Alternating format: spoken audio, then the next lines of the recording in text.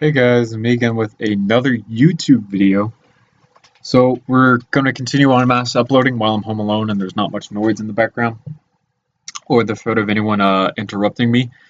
So today we're going to be taking a look at another Master Edition model. I've started making a little bit more of these things every once in a while, so of course we're going to have to take a look at another one. Today we're going to be taking a look at the FNH Ballista Master Edition. This is by far one of the greatest Master Editions I've ever done. I captured the look down almost perfectly. I'm really proud of what I did with this one, and I just love the paint scheme that I threw on this one. Without further ado, guys, let's go ahead and take a look at the LED to POV ray rendering of the Ballista Master Edition. So here's what it looks like. I went with a two-tone kind of brown look to it, and it just looks absolutely phenomenal. I love the way it turned out. I'm really proud of how it turned out, and it's on point basically. It just looks so good, and I love all the different features that went into this one. This is by far one of the most feature heavy one basically. So yeah, we're gonna go ahead and open up the folded version of it because I want to show you guys that I got the stock to fold perfectly. So the stock folds out on this and it locks into position over here, but it also wraps over the bolt handle like it's supposed to, which is a really, really nice design. I'm really proud of that. It looks really, really good, and that's what it's supposed to do. So I'm really happy with how that turned out and whatnot. Oh, and then the locking mechanism is over here. I'll talk about that in this version of it. This is the normal version of it, which has basically just the stock unfolded back where it's supposed to be, and then I can talk about they're not open. I guess it didn't open. Yeah, there it goes. All right. So I guess it just doesn't want to open off the normal way. Show load, because I really want to show this off. Here it is in all of its glory. Quick shout out to Alan's Custom Lego for the scope design. This is a really, really cool scope design. Did the red ring adjustments on this one. So just props to him. It's got the reticle and everything. He's a really good Lego designer, and I can't wait for his next gun. So shout out to him. Anywho, we're going to start with the stock, and we're going to work our way forward, and don't worry, I will talk about the locking mechanism over here. So, of course, we have our butt pad over here, which is just like a super nice butt pad. I love the way this one turned out. We have our cheek rest right here, which is curved really nicely, with the circle adjustment piece right here to adjust it up and down. We have the monopod, which unfolds, kind of like my Locust one, except this one's a little bit longer. And then we have the hole here, which wraps over the bolt, which is really nice. I love the way this turned out. The one thing that we are missing is the piece that locks into place here. And the piece that's supposed to go in here is inspired by Extreme Lego Guns design. You can see on some of his weapons, I want to say like his G36 maybe, I can't remember which one, but there's like a piece that goes in here. It kind of works like an M4 magazine release, and this piece that locks in up here is a slope piece like this one, except the slope is designed so that when it hits the circle piece it depresses in, and then once it comes all the way around it locks into place right there basically. So just a quick shout out to him because the lock design that I imagine going here is basically designed off of what he has created. So shout out to him. Then we have our slope up into the receiver up here. Here we have our safety piece basically, which can go up and down.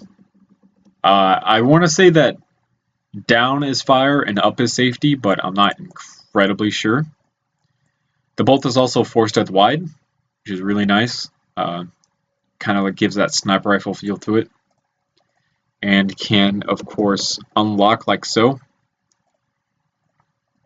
and then get dragged out so that you can see that the magazine down here is exposed. So the mag well is completely open, which is just a really nice design. And then of course it gets locked into place on the receiver up there.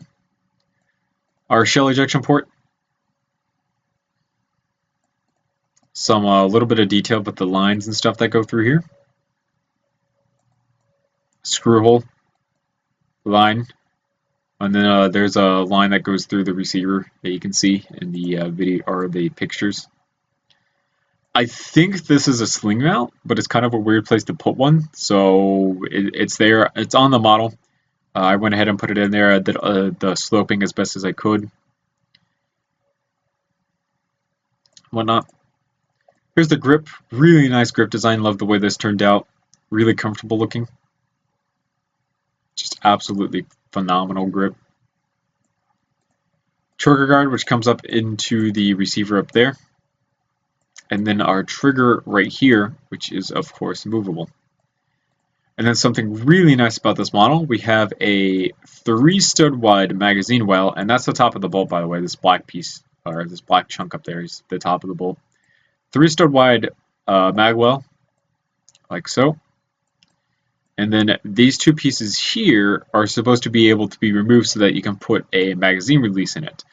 Now then, I'm having a lot of trouble with LDD collision errors recently, which is why there's no magazine release on this model. But there is room right here for a magazine release. So just so you guys know, there's supposed to be a magazine release there, but collision errors are things in LDD, and it makes doing these types of things incredibly difficult. Now then, I should probably talk about some of the different designs. So the upper and lower receiver that you see here is 6 studs wide. It comes down to 4 on top, and these are jumper plates, so it comes into a 3 stud wide rail section going all the way down the length of the model. The magwell is 5 studs wide with the 3 stud wide insert. This grip down here is 4 studs wide. The trigger guard is 2 studs wide. This first section of the stock is 6 studs wide so that you can get strength going through it. And then the rest of the stock is 4 studs wide up until here where it gets 2 studs wide, and then there's grooves to go with the different types of angles. This section down here is 3 studs wide, and then this part of the stock back here is 4 studs wide. The handguard, on the other hand, is entirely built 5 studs wide. So you can see how this is 6 studs wide on the receiver, and then this has like a little bit of like half a stud worth of space here and half a stud worth of space here, because we went from 6 down to 5. And this is my crown achievement basically, because it has the exposed barrel going all the way through, which comes out up here into the muzzle brake. But at the same time, this entire section down here is flipped upside down, so you get a really smooth looking finish going on the bottom here, which is something that I'm really happy with. So it just looks absolutely phenomenal. 3 stud wide rail section here, and see these studs are upside down there, those studs are upside down there, and you can see the back of the plates up here. And then we have the different screw details going through this section up here. The exposed barrel, of course, this 3 stud wide tactical rail, and then the section that comes into the barrel up here. Looks really, really nice. And as you can see, there's the axle piece that holds everything together, which is one of those really long 32 stud ones, and it locks in right about here, I want to say, on the model. This is such a nice design. I love the way this model turned out. It looks absolutely fantastic. There's obviously a few things that I wanted to add, but I just couldn't. I build the magazines around the magazine release basically, so that's why there's no magazine here. And I couldn't get a nice bipod design like I wanted to, so I just left that off. And then took the scope design and I extended it out so that it looks really cool. I love the way this model turned out, and I couldn't have done it without Extreme Lego Guns. Obviously his design goes into the stock right here. And then Alan's Custom Lego, his scope design is right here. And then everything else is me. But this is just such an awesome gun, a really good Master Edition build. Really happy with the way that this one turned out, and it puts my other one to shame because let me tell you, the other one got the kind of like the handguard, the upper and lower receiver okay, but the stock on that one just looked absolutely atrocious. So I'm really happy that I decided to go back and rebuild it into the Master Edition that you see here. So thank you guys so much for watching. Remember to comment, rate, and subscribe for more videos similar to this one. See you guys later in another YouTube video. I haven't promoted it in a while, but if you want to check out my models and other models of my LEGO guns, don't be afraid to check out my website at bluejayandthemeister.weebly.com. I don't update that website anymore. I'm working on a new website, but that will be released later on. So thank you guys so much for watching. Remember to comment, rate, and subscribe.